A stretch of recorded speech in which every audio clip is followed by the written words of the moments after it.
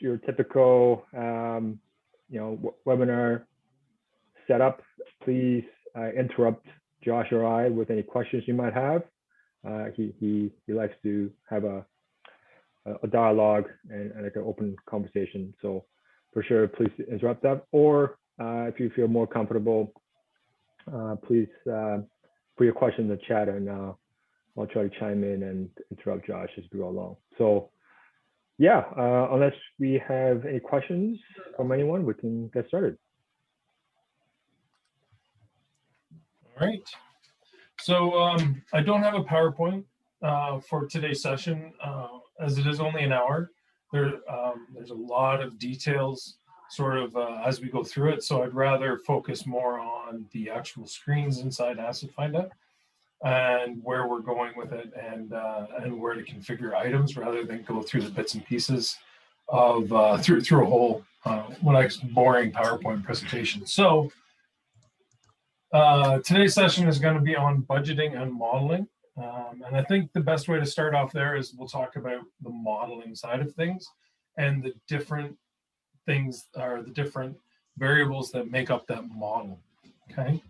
So as we get into, as you add assets inside Asset Finder, one of the things that is populated in the back end is this component table. Okay. And this is a foundational table when it comes to all things modeling. It stores your unit costs, which we use to predict how much things are going to cost to replace, but it also stores those depreciation curves or deterioration curves, sorry, as well as lets you set up service level agreements, which is where you want sort of, or where the condition of the asset, where you want that condition of the asset to lie. So to give you an example here, and this can be found under the admin section, lookup tables, and component, which is down here at the bottom at your lookup, okay? An admin user would be able to see this. And this is, as I said, this is a very foundational setup of all your assets, okay? So what I'm gonna do as an example is I'm gonna pull down and I'm gonna look at, let's just look at water pipes, for example. I have a ton in our demo system. We have quite a few assets here. So water pipe asset class. Now, this is a utility line asset class, foundation asset class. And as you can see, the key components of this asset class is material, diameter, and height, okay? We're gonna talk about base life and unit cost here in a second, but those are the primary three. If I were to change that, say, and look up here and say building components, you're gonna see it change to asset group, asset type, and asset subtype, which is before the base life, okay? So that's how it sort of groups these assets together. And you'll recall that these are tiers in that hierarchy, okay, in our asset hierarchy. So if I want to go back here, I'll go back to the water pipes. So one of the things we can do here is, a big thing we can use with unit cost is to try and guess how much this is going to cost us, or a unit is going to cost us to replace, okay? So for example, I see I have a material, say it's asbestos cement, a diameter of 50 millimeters, zero height, not really too relevant when I'm looking at this pipe. I look at my unit cost as 150, which means that when I look at that asset or those assets, I know that when I look at my units, maybe it's meters, maybe it's feet, or however I have my unit of measure set up, that unit cost is the per unit replacement cost. So if you have, say, 4.35 meters, and my unit cost is 150, so I know that it's $150 times 4.3 meters, you know, as an example. Okay, and that is actually how, when I go into an asset, so I'm just going to go into my, I'm just going to go in and pull up really quick that water pipe and show you how that works. So if I go into my query and I go into my water pipes, again, I can go in here and say I want my asbestos cement.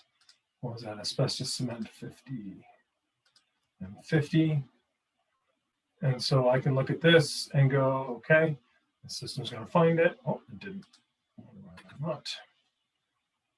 It's disposed already. But so if I go into here, for example, I'll go into this water pipe and I go and look at under the accounting tab, and I look at what my replacement cost would be, that is where I'd be looking at my unit cost lookup, which is on that unit cost table, my rate factor, and then my total unit cost, which would be my replacement cost. This pipe, unfortunately, doesn't have those details, but that's how that would be calculated. Okay. So actually, I'm going to find a different pipe than I'm in here. Just give me a second here. 260.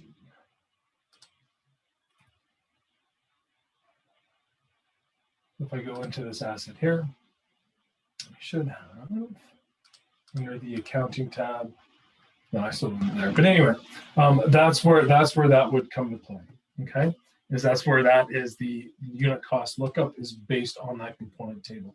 If the asset is not set up in that component table, or if the asset does not have a replacement cost, this of course will be 0. Okay, but really we're looking at the unit cost lookup times the units, right? So if I was to look at here, I can expand this down.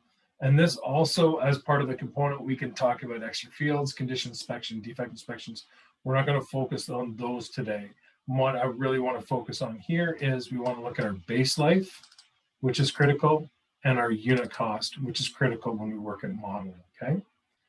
The other side is we can go into deterioration curves. So again, looking at that same type of asset, I can look at and say, okay, what is my curve going to look like? Now I know this one has a straight line, but if we want, we can actually set up a depreciation curve, or sorry, a deterioration curve based on what the manufacturer is requesting or what the manufacturer has actually set up. And a couple other points I want to note is that it is based the way that our system is set up is based on how much of the life is remaining, not how much is left, or sorry, how much has been consumed. So as an example, we start at 100 is good versus starting at 0 and when 100 is bad, right? So we start at 100 and work our way to 0, not 0 to 100, okay? A couple of things I want to point out here is you'll notice that we have a target and we have a minimum, okay? And so the reason why these are important values is that as the asset goes through its life and as the system projects that life of that asset, and we want to keep it sort of around that target point and we have budget for it, the system is going to recommend a replacement or a maintenance to bring that back up to that target line. If it gets to the minimum, it'll actually go right to a replacement point, okay? So you have that ability to sort of set that schedule to meet what sort of metrics you want, okay? It is really important that as we go through these exercises and look at this, to make sure that we understand what is our target from a condition, what is our target condition? Do we actually have a target condition? You may not, but if you do, we can track that. And what is our minimum? In other words, once it reaches this point, we have to replace it, just period, right? A lot of times that is a before failure. So if you know that like there's 10%, for example, remaining of an asset, remaining of the life of an asset, that could be a good time to replace because we don't want to wait till it absolutely has a catastrophic failure. So this gives us that ability to sort of set those bars, and the system will use that to calculate when the asset goes into those points that we need to actually look at replacing the asset, okay? This is a fully configurable, again, this is a configurable setup in the system, so I'll show you how we can do that. You can see your minimum condition index is set here and your target is set here. And again, key point, we start at, we would start, for example, at the 100 and go down to 0. So the target index is really that 30-year mark, and then this would be this, or 60, right? So if I was to look at my condition index, we can look at changing the curves. So at a 30, for example, condition index 30, maybe this is actually a 65. Okay, just to set some examples here, change this curve a bit. We can say that to 65, 60, maybe we want to change at half-life, 55. At 60%, we want to say maybe that's a 40. So we're going to change this curve. Actually, it was 40, so let's change that to 45 and click Save. And suddenly, when I expand that out, you'll see that curve does change, okay? So at the condition level of 60, the value is actually a 22.5, right, as an example, okay? And it uses those values to determine where it is in its life and when we should look at replacing them, okay? Now, if you don't have condition assessment on all your assets, it's fine. It's not critical in the system. We can still use modeling. And how we use modeling is we start to look at up here. So what I'm showing you at the top of this deterioration curve screen is age versus condition, okay? So if I know my age is accurate, I'm fairly confident with my age, and I want to replace my asset, specifically this asset class based on age, not by condition, I can weight everything to age to 100%. If my condition, which is ultimately once you get, down your road of asset management and you want to really look at how best to replace my assets, you really do want to focus more on the condition side of things. We could actually apply more weight to that condition value, okay? But of course, that assumes that you're actually going out and doing that condition analysis on that asset class, okay? If you haven't, that's fine. We can scroll this back and we can base everything on age. As you go through, maybe I think, you know what, hey, I want to do 50-50 because, we've done condition analysis on most of our assets, but we still have not done it on everything. That's fine. We can weight it 50-50, okay? So this is, was there a question? No? Okay. So again, as we go through this, so as you do your condition assessments, as you actually go out and scope that out, you may want to look at adding more weight to the condition. Again, this is a weighting calculation, okay? And weight being a W-H-E-I-G-H-T, not A-W-A-I-T, okay? So, and again, it could change per asset. You could look at, say, for example, a vehicle. I want to go by age because I know that after 5 years, maybe my warranty's up and I want to apply everything based on age. That's fine. It's not by condition. Whereas if I'm looking at, say, my water pipes or some significant capital investment, we would use condition as a greater weighting on the life of the asset, okay? So these are some very important calculations as it relates to the modeling side of things, okay? And we'll get into that a little bit further in, okay? The other thing I want to point out here is we also have these ratings. Now, these ratings apply regardless, okay? And what you have is we have the big one here is your criticality, and the other big one is risk, okay? So one of the things the system does is it tries to not only calculate based on your SLA or your target minimums that you have set up, but also looks at things as, okay, well, wait a minute, what if I don't actually have enough money?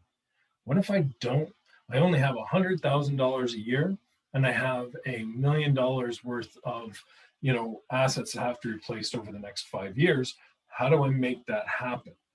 So the system will go through those calculations for you and help you determine that, and how the system determines what it needs to replace as it goes by your condition or age, depending on that calculation.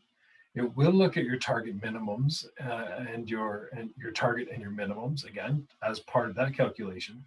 But then what it does is it starts looking at this criticality and this risk and starts saying, okay, if I have a choice between two assets, how do I break that tie? It will apply a greater weight or greater value to that criticality, right? So an asset that has more critical will get replaced over an asset that is not critical, okay, or less critical.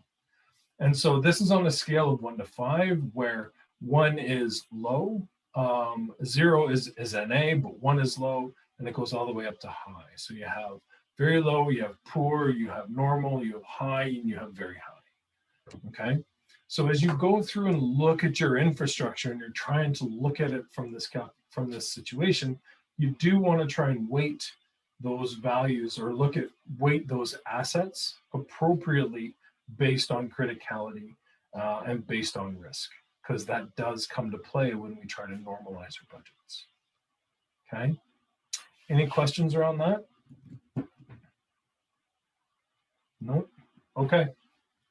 So now we get into the fun stuff. All right. So now that we have our targets, we have our minimum set up, We know what our condition curve is. And we know also too, our replacement cost, which is our unit cost here. Okay, so we know what that is. We know what our base life is. We've done our inspections. We know the condition inspection, and that's what we're going to base it on. We can start to look at our budgeting based on our models. Okay, so to start off with, under the modeling side, we have an accounting and you have modeling. Okay, so under modeling, we're going to select set predictive budgets. Okay, so this brings up this fantastically boring screen, as budgets generally are boring. So we try to keep things pretty boring. And what this allows us to do is we can actually select our asset classes or set the budgets by asset class. Okay, but what is really fun under here is the scenario budget, okay, or the scenarios option. Okay, and what this allows us to do is to create multiple different scenarios based on multiple different budgeting situations. Okay, so as an example, if I was to look at, say, building components, I actually have two. I have a default and a demo. But if I go to my default scenario, which I'm just going to show you real quick here for 2019, and I'm just going to say show my tables because I've already done this work.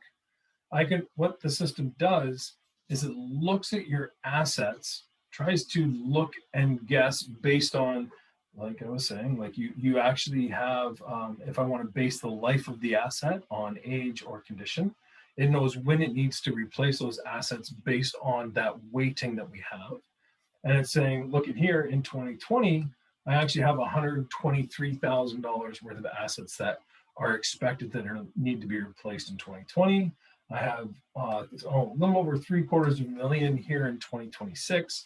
And again, that's where it takes those values of my condition, my targets, my risk, all that sort of stuff, and says, okay, this is when we need to replace these assets. Okay, and it gives you the opportunity to set this budget. Now, I don't have enough money, as you can see here. My renewals budget is $640,000. My replacement cost is $1.3 million. Okay, that's not really good. Okay, we're under budgeted at that point in time. So let's change the scenario. Let's create a new scenario, shall we? So we're going to create a new scenario. Let's call this modeling webinar. Oops, I got to click the plus sign, my bad. So here we go, modeling webinar. And my asset class, I'm only going to worry about my building components because that's what I have there. I'm going to click save. So now when I close this, I can pull this down and I see modeling webinar. You'll notice that one of the things I had is I had the ability to actually add multiple asset classes to the same scenario. Okay, you absolutely can. So if you have a series of asset classes that is focused entirely on, let's say, fire, or maybe it's water or something like that, you could actually create a scenario and group those asset classes together when you start looking at your budgets and setting your models. Okay, in this situation, I'm only looking at my one scenario. As we build this scenario up, I'm going to still say it's 2019. I'm going to populate the first year of my new budget, right? Because I'm starting a new scenario. I'm going to say I'm going to go over the next 10 years, but I'm going to populate the first year and add inflationary factor to subsequent years. This is just an easy way to do 10 years at a time, okay, to be quite honest. If you want, you can budget the entire table manually yourself, which means you're going in year by year by year and adding it. It's kind of, you could, there's nothing stopping you. It gives you that fine grained control. In this situation, I'm just rapidly going to do my 10 years. I'm going to say 3% annual inflation compounded, and I'm going to click generate budget tables. And what this is going to do is this is going to create a whole new scenario for me in the back end. You'll actually see it cleared out my tables, but one thing that didn't change was my replacement cost, right? That doesn't change based on your scenario because those are your assets as the system views them today, and that is what actually has to be replaced as expected, okay? So I'm going to just add in here my first year. I'm going to say, let's say my renewal budget is actually going to be $150,000, okay? Growth percentage, I'll leave it 0. I am going to just collapse this up here so I can see more of my screen. I have a maintenance value I can put in. Let's assume I spend $100,000 on maintenance budget. you know, I'm not going to put any grant funding right now. Again, I'm starting off at year one, and I'm going to click save. Okay. So now what's happening is the system is going through and has now looked and it's applied that 3% inflation all the way through. Okay. So you can see my renewal budget this year is 150, but assuming a 3% compounded inflation in 2020, it's now going to be 154,000 or so, et cetera, et cetera. So it just really quickly, based on an inflationary factor, all things considered equal, this would be my budgets going forward. Okay. Now, what this also allows me to do is say, here's my maintenance is 1.2 million, but again, my renewals now is actually really good. We're looking at 1.9 million. So over time, I'm actually greater than, which is awesome. It's exactly what we want. But you'll notice that, you know, in this scenario, let's say in 2024, I don't actually have enough cash this year. But what the system knows is it's going to aggregate these years together to be greater than. Okay. Well, let's assume for a second we are going to add in. We actually have a reserve fund. We know we're getting a gas tax money, and that's going to be $10,250 as an example. Right? So we know that we can add those values in as part of the budget. Okay. So what this does is this gives us the ability to make these changes as we go forward, to be able to set where the different funding avenues are going to come from, and we can easily export to Excel. Why would we export to Excel? Because then you can actually import that into other systems. Maybe you have like a high complex Hyperion system, or you want to share this on to your managers or to whomever, how you feel that your budget is going to be over that time frame.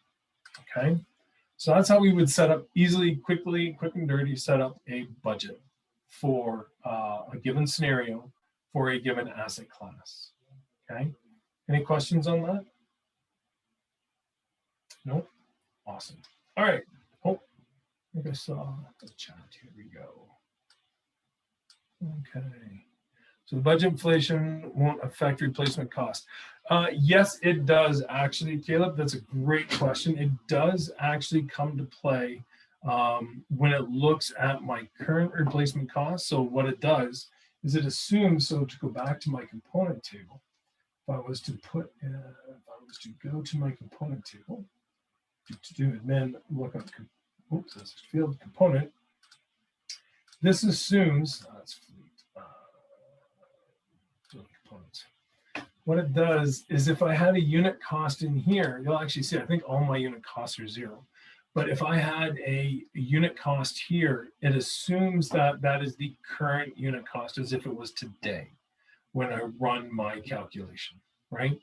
So it's the value as of today.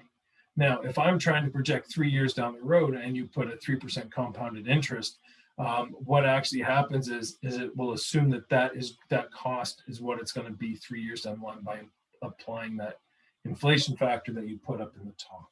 Okay, so the inflationary factor does come to play when trying to predict your future costs as well. Okay.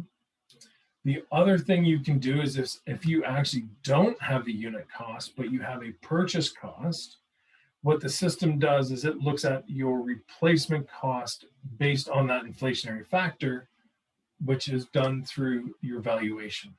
Okay, so if I don't know what this asset is going to cost me to replace, but I installed it in 1975 for a cost of $5,000, we know that in today's dollars, that $5,000 is not a true representation. So when we run our valuations, we can actually run valuations based on, let's see if I can do this here. Let's run calculate. So one of the things we actually can do is we can actually calculate the replacement cost versus the purchase cost. So if we run this based on replacement cost, it'll go into that component table. If it can't find in the component table, it will actually apply the inflationary factor back to the original purchase cost. Okay. So again, if you don't know what it is, that's fine. We can still model it out to a certain extent. Okay. Hope that answers that question. So we've done our budgets. So if we skip down here, we can look at the predictive model. And so what this is going to do is this is going to tell us actually by asset class, and this can be run over multiple asset classes across scenarios. So if I want here, I can do my, I can select, let's just do building components. Again, I have my different scenarios that I can run, right? So this is going to run that component. So I'm going to just go by my default scenario. That's what I have. Okay. I'm going to say over 10 years, starting in 2019. And again, we're going to apply that inflationary factor. So this is going to, again, this is that prediction where the prediction comes to play and says, okay, how much is everything going to cost me? What is my replacement my replacement life? When are things going to have to be replaced? And then also we could look at normalizing that data across time. So what normalization does is that if you'll notice that in our budget, we had that 5-year gap or so where we didn't have any assets to replace. If we normalize the data, it's going to assume that we're going to start chipping away at that, you know, 200 and some odd $1,000 in years going up to it. So again, we're normalizing that curve. It's not normalizing that valley, so to speak. I guess I'll say normalize, and I'm going to click load. So again, what this is doing is this is going to go through and look at, I have my remaining life, and I do have by asset class. So again, here you can see, you know, my normalized value. So what this does is this says, okay, so basically, if I aggregate these years together pretty near, I'm going to end up with the 229. If I spread this love out, instead of having 123, I can spread this out over these 4 years. And then again, that is where we're sort of spreading out what we're actually going to be spending over that time based on those assets. And this will break down what the assets are that we are going to look at replacing, okay? So if I scroll over here, I can actually see that this is a base life of 5. My unit cost is $230. My replacement cost is $230. And, you know, again, what's our residual? And then what is our adjustment age and the year that we actually are going to have to replace this, which in this case is 2024. Okay, what this does is this also gives us the ability to start to look at what is our current condition. Again, we're looking at criticality. What is the condition when we actually have to replace it? Okay, so that sort of all comes to play in this model, exportable to Excel. We can have a look at it from there, okay? So the other thing we can look at is we can actually view this in a chart. It's not too pretty, to be absolutely honest, but we can start to look and see, you know, where things are going. This is our replacement value in 2020. This is our budget here. And if we normalize the way things are going, right? If we normalize our budget to what has to be replaced, this is the curve that we're going to follow, okay? So once we get to 2029, our budget, while remaining flat, we're normalizing our replacement costs. We can start to see where our gaps are. We can start to see where we have to start pre-spending. We have all that information, okay? Does that make sense to everybody? It can be a fairly complex model once we look at everything, but that's sort of some of the meat and potatoes behind the model, okay? So an exciting group.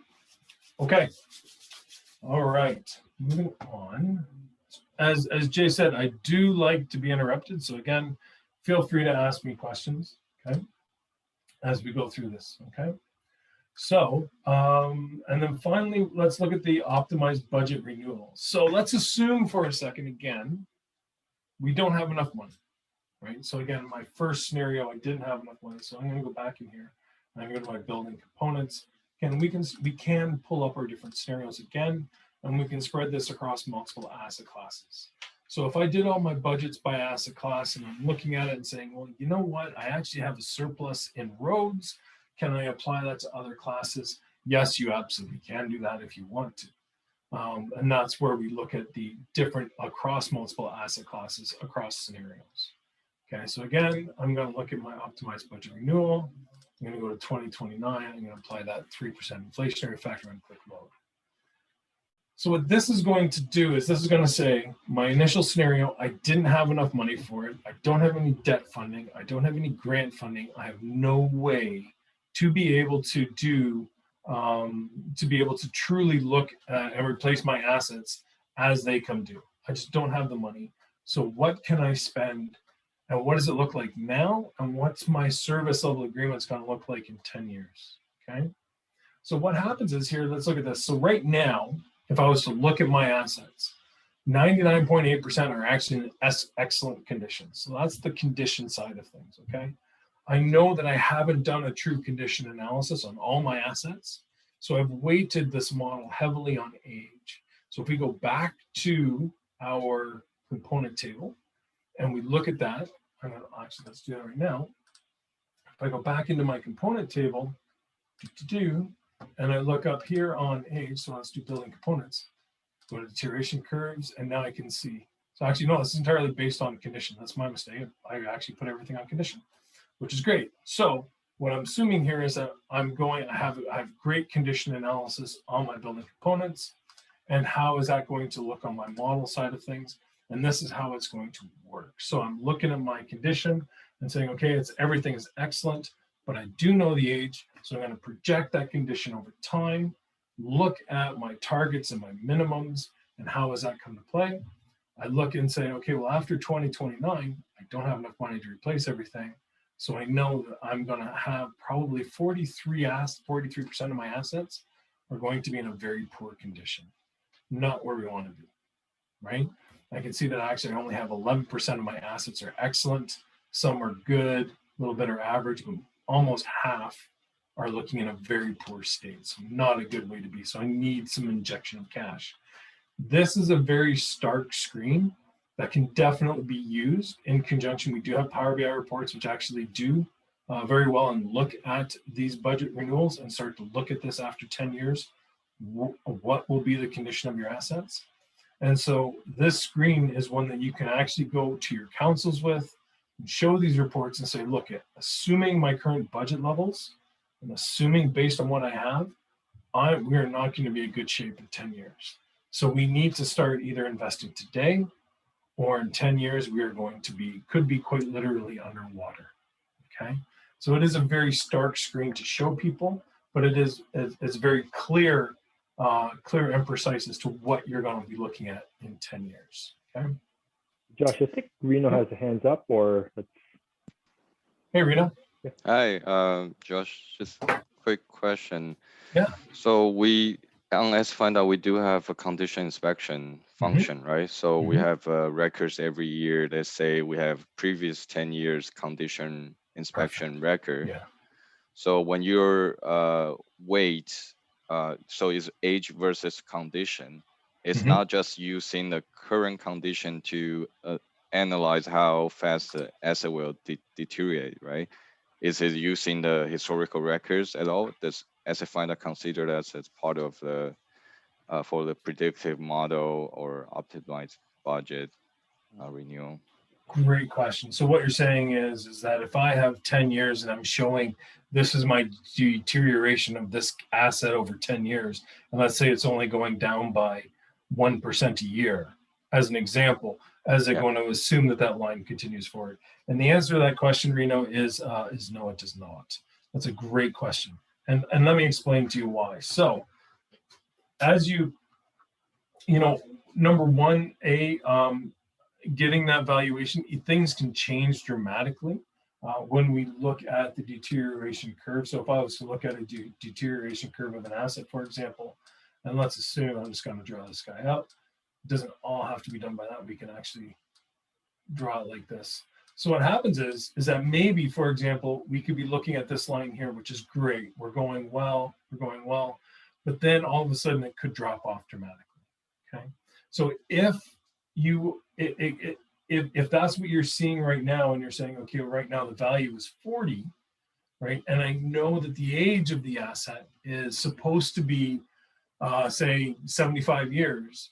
I assume based on that 75 years, even if I'm only 40%, that there's about 60% of that life is going to be remaining. So I take, what I do is I assume based on that 60 years, I take that percentage and say, okay, so this asset will likely have to be replaced in 60 years. If that value, again, you run that condition inspection again and it goes down by a little bit more, you know, again, it reprojects that based on your condition assessment. So in short, no, it doesn't take history into consideration. It looks at the now and assumes the now based on the life of the asset that's remaining. Okay. Caleb, you could use historic data to define predicted deterioration curves depending on how long the data goes in past. Yeah, absolutely, Caleb, and I think that's an excellent point. You absolutely can do that. One of the things actually I do want to show, I think you brought up a great point there. If I'm looking right point here. Yeah. So we do have this screen on your asset card, and it is the asset life cycle. Okay, and in here we actually look at what your straight line amortization, so basically my life is. And so if I was just to assume that it's life, I believe there's about a year left in the life of this asset, right? No worries, that's what we understand, okay? However, if I look at my condition, because my condition here is at 90, based on my last condition inspection, I know that I have about 3 1/3 years left, okay?